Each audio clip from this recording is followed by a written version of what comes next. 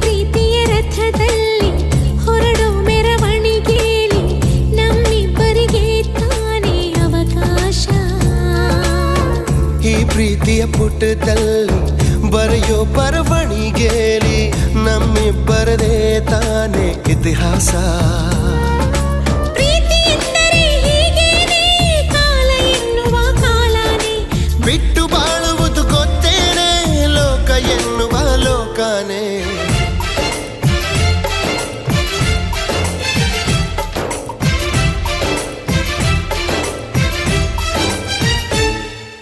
ನಿನ್ನಾಣೆ ನಿನ್ನಾಣೆ ಪ್ರೀತಿ ದೇವತೆ ನಿನ್ನಾಣೆ, ನೀನಿಲ್ದೆ ನಾನೆಲ್ಲ ದೇವರಾಣೆ.